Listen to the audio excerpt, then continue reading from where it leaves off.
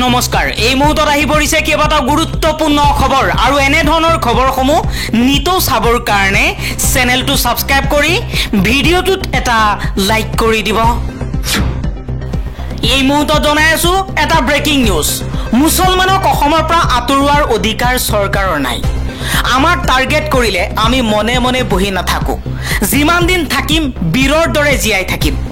চৰকাৰৰ বিৰুদ্ধে হাজাৰ হাজাৰ মুছলমানৰ সৈতে আমচুৰ মহাগৰ্জন। পৰৱৰ্তী খবৰ, অভিনেত্ৰী নন্দিনী কাশ্যপৰ বিৰুদ্ধে লগোৱা হৈছে জামিনবিহীন ধাৰা। নিশা 1:30 বজাত গ্ৰেপ্তাৰ কৰা হৈছে অভিনেত্ৰীগৰাকীক। কোনেও দুৰ্ঘটনাৰ বিষয়ে আমাক খবৰ দিয়া নাছিল।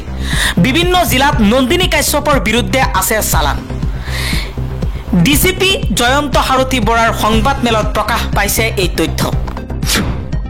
আন এটা খবৰ, ভাৰতত গ্ৰেপ্তাৰ হৈছে পাকিস্তানী অল কায়দাৰ মহিলা সন্ত্ৰাসবাদী। বাংগালুৰুত অভিযান চলাই গুজৰাট ATSে গ্ৰেপ্তাৰ কৰিছে সামা পাৰবিন নামৰ মহিলাজনক। পৰৱৰ্তী খবৰ, অভিনেত্ৰী নন্দিনী কাশ্যপৰ গাড়ীৰ খুন্দাত নিহত হোৱা সামিউল হকক লৈ মন্তব্য কৰিছে মীৰা বৰঠাকুৰ গোস্বামীয়ে।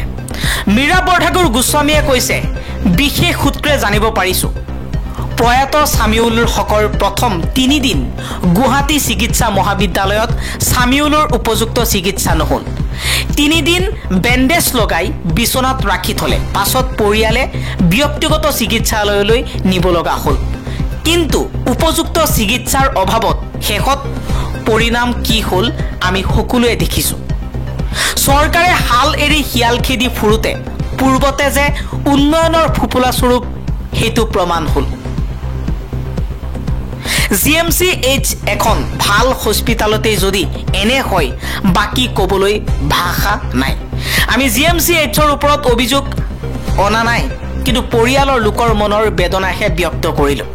মিছা অপবাদ ভুৱা প্ৰচাৰত লাগি থাকোতেই চৰকাৰৰ মুৰব্বীসকলে পাহৰি গৈছে প্ৰকৃততে তেওঁলোকৰ দায়িত্ব আৰু কৰ্তব্য কি। পৰৱৰ্তী খবৰ, গুৱাহাটী উচ্চ ন্যায়ালয়ত 4 গৰাকী অতিৰিক্ত ন্যায়াধীশক নিযুক্তি। অধিবক্তা অঞ্জুমণি কলিতা আৰু ৰাজেশ মজুমদাৰৰ সৈতে ন্যায়িক বিষয়া প্ৰাঞ্জল দাস আৰু সঞ্জীৱ কুমাৰ শৰ্মাক নিযুক্তি দিয়া হৈছে গুৱাহাটী উচ্চ ন্যায়ালয়ত। ইতিমধ্যে আটাইকেইজনে শপত গ্ৰহণ কৰিছে। এই 4জন অতিৰিক্ত ন্যায়াধীশক 2 বছৰৰ বাবে নিযুক্তি দিয়া হৈছে। মঙলবাৰে আইন আৰু ন্যায় মন্ত্ৰণালয়ে আনুষ্ঠানিকভাৱে তেওঁলোকৰ নিযুক্তিৰ বিষয়ে অৱগত কৰিছে। পৰৱৰ্তী খবৰ, সংসদত প্ৰধানমন্ত্ৰী নৰেন্দ্ৰ মোদীয়ে কৈছিল যে মই কোনো দেশৰ কথা শুনি কোনো নেতাৰ কথা শুনি পাকিস্তানৰ সৈতে যুদ্ধ বিৰোধী কৰা নাছিলোঁ। এদিন পাছতেই প্ৰধানমন্ত্ৰী নৰেন্দ্ৰ মোদীৰ বিৰুদ্ধে সৰব হৈ আমেৰিকাৰ ৰাষ্ট্ৰপতি ডোনাল্ড ট্ৰাম্পে কৈছে, মোৰ অনুৰোধত ভাৰতে পাকিস্তানৰ সৈতে যুদ্ধ বিৰতি কৰিছে। পাকিস্তানৰ সৈতে যুদ্ধ বিৰোধীত আমেৰিকাৰ হস্তক্ষেপৰ কথা মোদী চৰকাৰে অস্বীকাৰ কৰি আহিছে। সম্প্ৰীতি চলি থকা গ্ৰীষ্মকালীন অধিৱেশনতো এই সন্দৰ্ভত বিৰোধীৰ প্ৰশ্নত থকা সৰকা হৈছে শাসক বিজেপি। কিন্তু আমেৰিকাৰ হস্তক্ষেপৰ কথা অস্বীকাৰ কৰিছে। প্ৰধানমন্ত্ৰীৰ 105 মিনিটৰ ভাষণত ট্ৰাম্পৰ বিষয়টো এৰাই চলা পৰিলক্ষিত হ'ল। ভাৰত চৰকাৰে এই বিষয়টো গাপ দিবলৈ বা এৰাই চলিব বিচাৰিলেও আমেৰিকাৰ ৰাষ্ট্ৰপতি ডোনাল্ড ট্ৰাম্পে সংবাদ মাধ্যমৰ আগত দাবী কৰিবলৈ এৰাই নাই যে আমেৰিকাৰ হস্তক্ষেপৰ বাবে ভাৰত পাকিস্তানৰ মাজত যুদ্ধ বিৰোধী চুক্তি স্বাক্ষৰ হৈছে। আন এটা খবৰ, ৰাছিয়াত ভূমিকম্প, আমেৰিকাত জাপানলৈও বিপদ। এক প্ৰবল ভূমিকম্পই জোকাৰি গ'ল ৰাছিয়াক। ৰিক্টাৰ স্কেলত এই ভূমিকম্পৰ প্ৰাবল্য আছিল 8.7। এই বৰ ভূমিকম্পৰ দেশখনত বহু ক্ষতিসাধন হোৱাৰ লগতে প্ৰচণ্ড ছুনামিৰো সম্ভাৱনা আছে। ৰাছিয়াৰ উপৰিও জাপান আৰু আমেৰিকাতো প্ৰচণ্ড ছুনামি অহাৰ আগজাননী প্ৰদান কৰা হৈছে। ইতিমধ্যে দেশকেইখনৰ সাগৰীয় প্ৰান্তত বাস কৰা লোকসকলক উক্ত স্থানৰ পৰা নিৰাপদ স্থানলৈ স্থানান্তৰ কৰা হৈছে। বতৰ বিজ্ঞানীসকলে আগজাননী প্ৰদান কৰি কৈছে যে প্ৰায় 13 ফুট উচ্চতালৈকে সাগৰীয় পানী ওপৰলৈ উঠি বিভীষিকাৰ সৃষ্টি কৰিব পাৰে। বিগত এটা দশকত ৰাছিয়াত এইটোৱে সবাতোকৈ ডাঙৰ ভূমিকম্প বুলি অভিহিত কৰা হৈছে। আন এটা খবৰ, উৰিয়াম ঘাট উচ্ছেদৰ দ্বিতীয় দিন। 11,000 বিঘা ভূমি বেদখল মুক্ত কৰাৰ লক্ষ্য চৰকাৰৰ। বুধবাৰৰ দিনটোতো জোৰদাৰ গতিত উচ্ছেদ চলিছে ৰেংমা বনা অঞ্চলৰ অন্তৰ্গত সোণাৰীবিল আৰু পিঠাঘাটত। প্ৰথমটো দিনত উৰিয়াম ঘাটত প্ৰায় 100খন বুলডোজাৰেৰে উচ্ছেদ চলোৱা হৈছিল। ৰেংমা বনা অঞ্চলৰ 4.2 হেক্টৰ ভূমি প্ৰথম দিনাই বেদখল মুক্ত কৰিবলৈ সক্ষম হ'ল প্ৰশাসন।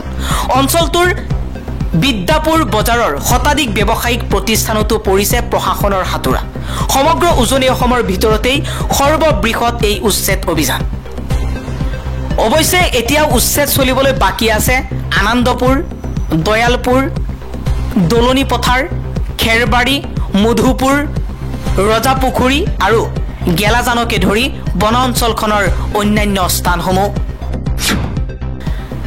আন এটা খবৰ, দেশৰ বীৰ জোৱানসকলৰ পৰাক্ৰমে নাপালে কংগ্ৰেছৰ সমৰ্থন। ইয়া দুৰ্ভাগ্যজনক।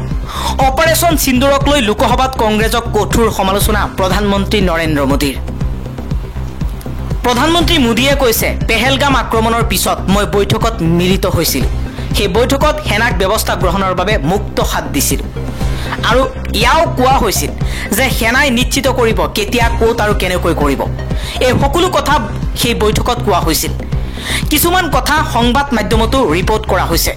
মোদীয়ে কৈছে, আমি সন্ত্ৰাসবাদীক শাস্তি প্ৰদান কৰিছোঁ আৰু শাস্তি এনেকুৱা যে আজিও সন্ত্ৰাসবাদৰ সেই সমৰ্থকসকলৰ টোপনি নোহোৱা কৰি আছে। পেহেলগাম আক্ৰমণৰ পিছৰে পৰা পাকিস্তানে বুজিছিল যে ভাৰতে প্ৰত্যুত্তৰ দিব। তেওঁলোকৰ ফালৰ পৰা নিউক্লিয়াৰৰ কথা ওলাবলৈ আৰম্ভ হৈছিল। 6-7 মেত যেতিয়া ভাৰতে যি নিশ্চিত কৰিছিল সেই হিচাপত ব্যৱস্থা গ্ৰহণ কৰা হৈছিল। 22 এপ্ৰিলৰ আক্ৰমণৰ প্ৰতিশোধ 22 মিনিটত আমি লৈছিলোঁ। পাকিস্তানৰ সৈতে যুঁজ বহুবাৰ হৈছে। প্ৰথমবাৰ এনেকুৱা ৰণনীতি প্ৰস্তুত কৰা হৈছিল যে পূৰ্বে য'ত কোনোৱে যোৱা নাছিল তাত আমি উপস্থিত হৈছিলোঁ। পাকিস্তানৰ সন্ত্ৰাসবাদীৰ ঘাটি ধোৱা ধোৱা কৰি পেলাইছিলোঁ বুলি মন্তব্য কৰিছে প্ৰধানমন্ত্ৰী মোদীয়ে। 1971 চনৰ আগত অহা মুছলমানৰ গাত হাত দিলে সহ্য কৰা নহ'ব। এদিনেই জীয়াই থাকিম আৰু বাঘৰ দৰে জীয়াই থাকিম। ইমান যদি মুছলমানক ঘৃণা কৰে তেন্তে প্ৰতিজন মুছলমানক এফালৰ পৰা বুকুত গুলিয়াই হত্যা কৰক। অসমত মুখ্যমন্ত্ৰী হিমন্ত বিশ্ব শৰ্মাৰ যিমান অধিকাৰ আছে সিমান অধিকাৰ মুছলমানৰো আছে। ফৰেষ্টত যদি মুছলমান থাকিব নোৱাৰে তেন্তে বেলেগ ধৰ্মৰ মানুহো থাকিব নোৱাৰিব। আমছুৰ সভাপতি ৰেজাউল কৰিম চৰকাৰে মুখ্যমন্ত্ৰী হিমন্ত বিশ্ব শৰ্মাৰ বিৰুদ্ধে সৰব হৈ এইদৰে উদাত্ত ভাষণ দি মন্তব্য কৰিছে।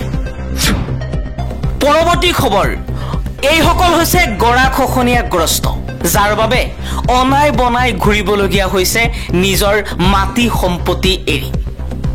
গৰাখহনীয়াৰ কবলত পৰি এই লোকসকলেই ৰাজ্যৰ ভিন্ন প্ৰান্তত এডোখৰ ঠাই বিচাৰি বাৰম্বাৰ গতি কৰে। সেইবাবে এইসকল মানুহক বাংলাদেশী, বিদেশী, সন্দেহযুক্ত, অবৈধ নাগৰিক, মিয়া আৰু পূৰ্ববংগীয়ৰ অপবাদ দিয়া হয়।